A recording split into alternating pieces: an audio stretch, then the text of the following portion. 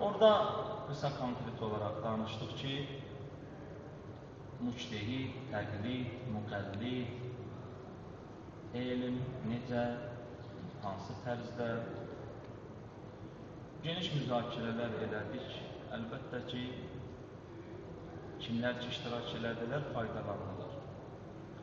Faydalandılar, kimlər ki iştirak eləyə bilmədilər, bu mömin qardaşımız Bəhram, digər mömin qardaşımızın öz şəxsi mobil telefonu ilə çəkdiyi görüntülərə müraciət edə bilərsiniz, köçürdə bilərsiniz ki, keçən dərsləməli olmamışdır, nə danışmışdır. Biz artıq keçirik ikinci hökmə.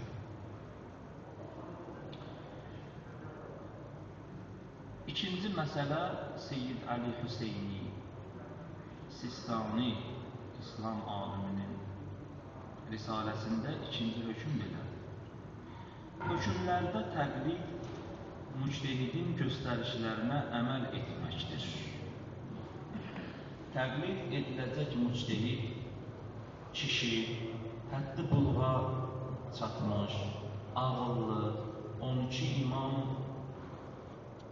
Əhl-i Beytin hüccətlərini qəbul edən, halalzadə, diri və adil olmalıdır.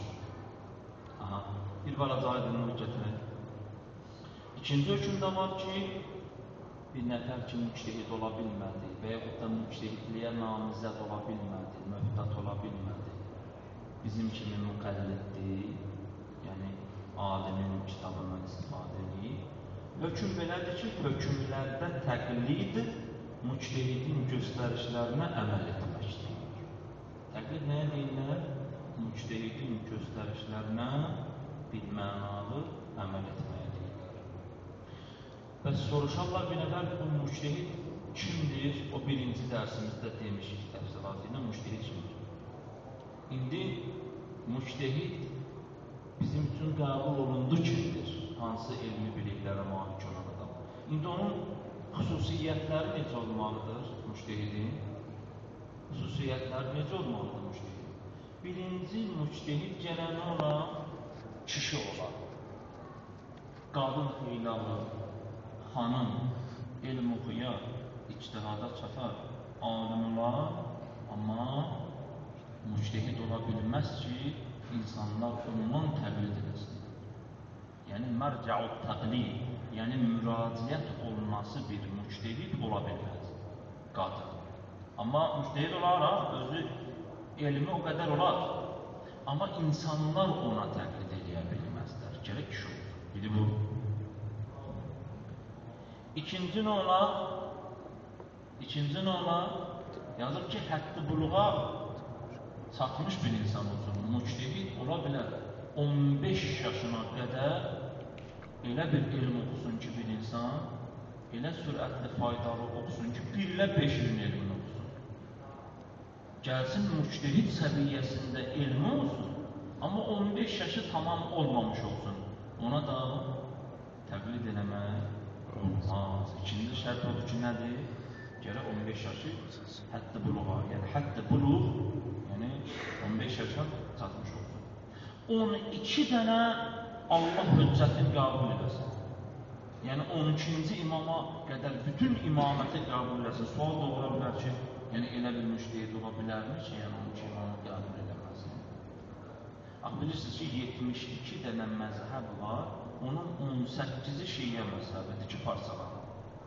Biri 5 imamı qəbul edir, biri 2 imamı qəbul edir, biri 7 imamı qəbul edir. Yəni biz 72 məzhəbin içində təqribən 18 dənə məzhəb var ki, şiyə qolunun parçalanır, fərqli şəkildə. 12 dənə imamı tamam kamal qəbul eləmiş bir müctehid olsun, yəni konkret olaraq şiə olsun, deyirəm sizə. Sonra deyir ki, halalzadə olsun. Halalzadə nə deyirlər? Halalzadə fars mənşəli sözdür. Zaidən dünyaya gətirməyə deyirlər. Halalzadə yəni halal övladı. Halal yolla dünyaya gəlmiş olsun. necə halal yolla?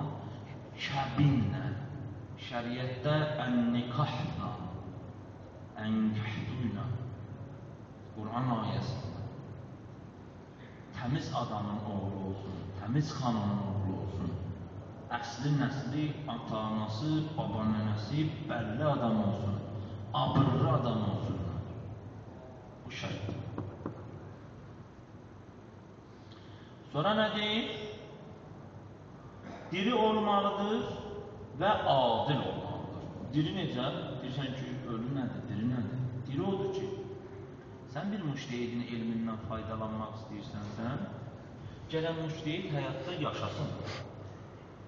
Sən o yaşayan halda onun hökmlərindən istifadə elədinsə, bir zaman dünyasını dəyişdi, ahirətə getdi, sən onun müqəllidi qala bilərsən. Amma bir nəfər görür ki, müştehid dünyasını dəyişir. Misal üçün, deyək ki, bir müştehid dünyasını dəyişir, hal-hazırda ahirətdədir, cənnətdədir, əlhəmdülillah, məqamı alidir. Bu deyir, yox, mən gedirəm, o dünyasını dəyişən müştehidin risaləsini oxumağa, ona təqlid edəcəm. İslam şəriətində bu, qəbul olunur. Sən yerə diri müştehidi təqlid edəcəksən, belə. Və adil olsun. Adil olsun nədir? Ədalətli insan olsun. Ola bilər bir müştehidin elmi mükəmməl. Bütün şərtlər var. Kişidir, halal-zadədir, nəsli, əsli. Belə hər bir şərtlər yerindədir, bir şərt yerindədir. Və bu bizim müştehidlərimizin içində elə alimlər olub ki, yolun azıb, ədalətli olmayıb. Necə ədalətli olmayıb? Necə ədalətli olmayıb? Elə bir siyasi qalmaqal baş verib. Bütün insanlar gözləyib ki, bu İslam alimidirsə, bu adilanə yanaşar, ədalətli fikir bildirər. Nədənsə siyasi fikirlərin qarşıdır. Misal üçün, birdən-birə durub deyib ki, filan müctehid kafirdir. Belə bir söz var. Xüsusən də Suriyə Ərəb Respublikasında təhsil alan tələbələr və oradakı mühit belədir ki, orada müctehidin özü, vəkilləri və yaxud da bilirdilər ki, bu müctehidin özü, vəkilləri, ətrafı, onun işin aparanlarla başqa bir müctehidin işin aparanlar arasında ziddiyyət yaranır. Ziddiyyət düşmənçilik səviyyəsinə çatır. İkisi də Əhl-i Beyt